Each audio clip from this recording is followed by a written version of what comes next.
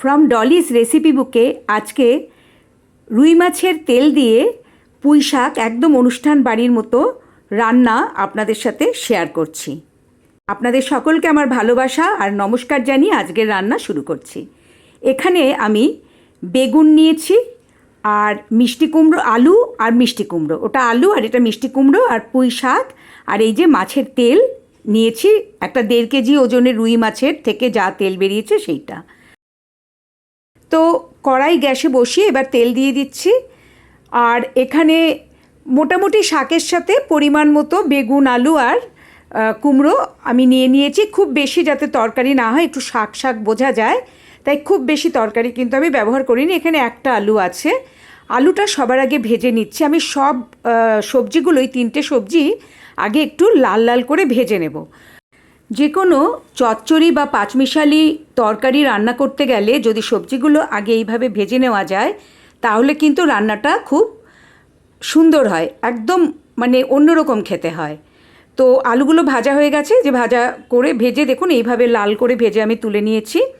এইবার কুমড়োগুলো এখানে ছেড়ে দিচ্ছি, কুমড়োগুলোও এই একইভাবে ভেজে নেব। আপনাদের যদি এই রান্নাটা দেখে ভালো লাগে তাহলে আমার চ্যানেলটা সাবস্ক্রাইব করে আমার পাশে থাকার জন্য অনুরোধ রইল, আর অনুরোধ রইল কমেন্ট করে জানাবার জন্যে রান্নাটা কেমন লেগেছে। আর পারলে আপনারা আপনাদের বন্ধু বা আত্মীয়দের মধ্যে শেয়ার করবেন যাতে তারাও এই রান্নাটা করে নিতে পারে। এবার কুমড়োগুলোও ভাজা হয়ে গেছে, কুমড়োগুলো হালকা ব্রাউন করে দেখুন ভেজে নিলাম, আর কুমড়োগুলো তুলে নিচ্ছি। এইবার এখানে বেগুনগুলো ছেড়ে দেব, এইভাবে ভেজে নিলাম কুমড়োগুলো। এবার আমি বেগুনগুলো দিয়ে দিচ্ছি, বেগুন দিয়ে বেগুনটাও একটু লাল করে ভেজে নেব। আর আপনাদের এই রান্নাটা দেখার পর যদি ভালো লাগে তাহলে অবশ্যই একটা লাইক করে আমাকে উৎসাহিত করবেন আবার নতুন রান্না আনার জন্যে।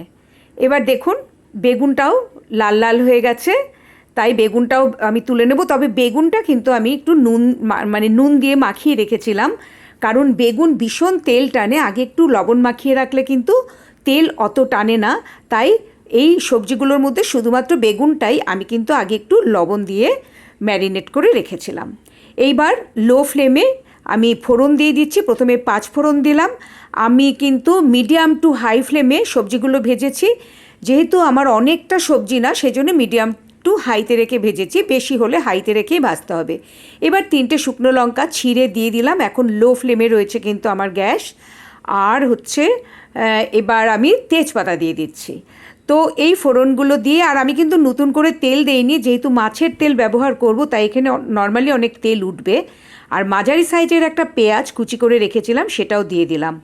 তো ওই জন্যে তেল আর ব্যবহার না করে আমি যা তেল সবজি ভেজে বেঁচেছে তাতেই পেঁয়াজ ভেজে নিচ্ছি। আর পেঁয়াজও কিন্তু ভাজা ভাজা হলে সেখান থেকে একটু তেল ছাড়ে। তো আর এরপরে আমি যখন মাছের তেল ভাজবো তখন অনেকটা তেল উঠবে। এবার পেঁয়াজগুলো মোটামুটি একটু লাল লাল হওয়ার পর এখানে আমি 8-10 কোয়া মতো রসুন পেস্ট করে রেখেছি, সেই রসুন পেস্ট এখানে ব্যবহার করছি। দেখুন পেঁয়াজগুলো লাল হয়ে গেছে, এবার আমি রসুন পেস্ট দিয়ে দিলাম। এখানে 8-10 কোয়া মতো রসুন পেস্ট আছে। এবার রসুনটাও 1 মিনিট মতো ভেজে নিচ্ছি, 1-2 মিনিট মতো ভেজে নিচ্ছি। ভেজে নিয়ে এখানে আমি 1 ইঞ্চি আদা পেস্ট করে রেখেছি, সেই আদা পেস্ট দিয়ে দিচ্ছি। আদা দিয়ে খুব বেশি ভাজবো না, তা না হলে আদা তেতো হয়ে যায়, আদা বেশি ভাজলে তেতো হয়ে যায়। তো ওই জন্যে এটা 1 মিনিট মতো জাস্ট নাড়াচাড়া করে আমি এখানে দিয়ে দেব মাছের তেলগুলো দিয়ে দেব। এবার তেলটা কিন্তু খুব ভালো করে ভাজা ভাজা করতে হবে, অন্তত 5-7 মিনিট ধরে তো এটা ভাজতেই হবে। আর এটা কিন্তু মানে আমার ফোড়নটা হয়ে যাওয়ার পর আমি কিন্তু মিডিয়ামে রেখে পেঁয়াজ ভেজেছি, আর এখন আমি মিডিয়াম টু হাইতে রেখে এটা ভাজবো তেলটা। আর এখানে একটু লবণ দিয়ে দিলাম, কারণ এরপরে টমেটো ব্যবহার করব, আর যাতে মানে এই তেলটার মধ্যে একটু লবণ ঢোকে আর টমেটোটাও যাতে ভালো করে গলে যায়। লবণ পড়লে যে কোনো জিনিস ভালো নরম হয়, সেই জন্য একটু লবণ দিয়ে নিলাম। আর এটা ভাজতে ভাজতে আপনারা একটু দেখে নেবেন ওই খুন্তিটা নাকের কাছে নিয়ে যে আষ্টে গন্ধটা চলে গেছে কিনা, তেলে একটা আষ্টে গন্ধ থাকে, তো এটা ভাজতে ভাজতে বুঝতেই পারবেন যে খুন্তিটা একটু নাকের কাছে নিয়ে দেখলেই বোঝা যাবে যে এখানে আষ্টে গন্ধ আর নেই। তখন এবার আমি টমেটোগুলো দিয়ে দিলাম। তো কারণ টমেটো পড়ে গেলে একটা জল মতো বেরোয়, তখন কিন্তু আর কোনো কিছু তেমনভাবে ভাজা ভাজা করা যায় না, তাই তেলটা পুরো ভেজে নিয়ে তবেই কিন্তু টমেটো দিতে হবে। আর এবার আমি হাফ টিস্পুন হলুদ দিয়ে দিলাম, মানে হলুদের গুঁড়ো, আর হাফ টিস্পুন শুকনো লঙ্কার গুঁড়ো দিয়ে দিলাম। এইবার এটা আমি ভালো করে কষিয়ে নেব।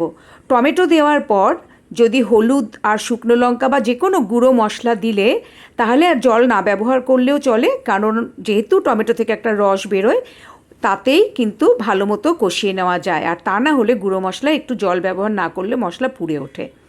এবার এগুলো ভালো করে একটু কষিয়ে নিয়ে এখন আমার যে ভাজা সবজিগুলো ছিল সেইগুলো দিয়ে একটু মিশিয়ে নিচ্ছি, নাড়িয়ে চাড়িয়ে নিচ্ছি।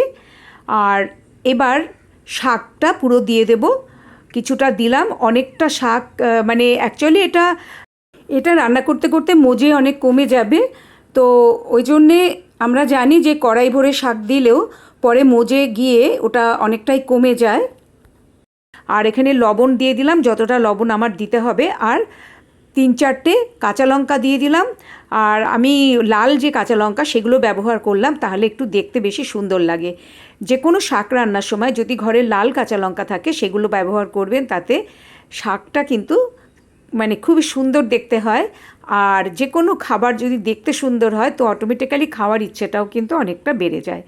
এবার দেখুন আমি ভালো করে এই শাকটা দিয়ে আমি আর নাড়াচাড়া করলাম না, কারণ করা যাবে না, চাপা দিয়ে নুন দিয়ে আমি এটা প্রায় 10 মিনিট মতো রান্না করে নিয়েছি। এইবার দেখুন শাকটা কিন্তু মজে গিয়ে একদম কমে গেছে আর কত জল উঠেছে। এখন নিচে যে সবজিগুলো ছিল সেইগুলো আমি নেড়ে চেড়ে ওপর নিচ করে ভালো করে মিশিয়ে দিচ্ছি। এবার দেখুন শাকটা কত সুন্দর হয়ে গেছে। কিন্তু এটা আমি আরও 3-4 মিনিট রান্না করব ঢাকা দিয়ে, কেননা এখানে যে আলু বা মিষ্টি কুমড়োগুলো দিয়েছি সেইগুলো কিন্তু এখনও সেদ্ধ হয়নি, ওটা আরেকটু সেদ্ধ করতে হবে। দেখুন আমি দেখে নিচ্ছি যে মিষ্টি কুমড়ো কিন্তু সেদ্ধ হয়নি, মানে আলুও সেদ্ধ হয়নি, তাই ঢাকা দিয়ে লো ফ্লেমে আরও 3-4 মিনিট রান্না করতে হবে। তবে তার আগে আমি এখানে একটু চিনি ব্যবহার করছি, যেহেতু টমেটো ব্যবহার করেছি আর শাকে একটু চিনি দিতেই হয়, তাই আমি এখানে কিন্তু একদম 1 চামচ মানে 1 টিস্পুন একদম ফুল পুরো ভর্তি করে চিনি দিয়ে দিলাম। তো এবার চিনিটা দিয়ে একটু মিশিয়ে দিয়ে এখন এটা আমি ঢাকা দিয়ে প্রায় 3-4 মিনিট রান্না করে নেব লো ফ্লেমে। 3-4 মিনিট রান্না করার পর ফিরে এসে ঢাকনা খুলে নিচ্ছি। দেখুন দেখতে কত সুন্দর হয়েছে, কালারটা কত সুন্দর এসছে। আমি একটু দেখে নিচ্ছি ডাঁটাগুলো সেদ্ধ হয়েছে কিনা। ডাঁটা পুরো সেদ্ধ হয়ে গেছে, তো সব সবজি সেদ্ধ হয়ে গেছে। এখন আমি হাই ফ্লেমে যতক্ষণ না জলটা শুকাচ্ছে ততক্ষণ রান্না করে নেব। এখন এখানে আমি একটু গরম মশলা দিয়ে দেব, কারণ গরম মশলাটা এখন দেওয়ার পর আরও 1 মিনিট মতো রান্না করব যাতে গরম মশলার কাঁচা গন্ধটা না থাকে, তাই হাফ টিস্পুন গরম মশলা এখানে দিয়ে দিলাম। দিয়ে গরম মশলাটাও ভালো করে শাকের সাথে মিশিয়ে দিচ্ছি, আর জল শুকানো পর্যন্ত এটা হাই ফ্লেমে রান্না করে নিচ্ছি। গরম মশলা দেওয়ার পর ওই 1 মিনিট মতো আমি এটা রান্না করেছি, আর তাতে গরম মশলার কাঁচা গন্ধ চলে যাবে 1 মিনিট রান্না করলে। এইবার এখানে আমি একদম ভর্তি করে 1 টিস্পুন আটা দিয়ে দিচ্ছি, কেননা আটাটা দিলেই জলো জলো ভাবটাও চলে যাবে আর শাকটা খুব সুন্দর মিশে যাবে, দেখতেও অনেক ভালো হয়, খেতেও ভালো হয়।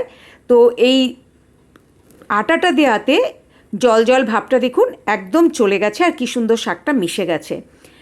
তো হয়ে গেছে আমার রান্না, এখন আমি এটা নামিয়ে নেব। আপনারা কিন্তু অবশ্যই এরমভাবে একবার করে খেয়ে দেখবেন, না করলে কিন্তু মিস করবেন। রান্নাটা কিন্তু ভীষণ সুন্দর হয়েছে, একদম অনুষ্ঠান বাড়ির মতো।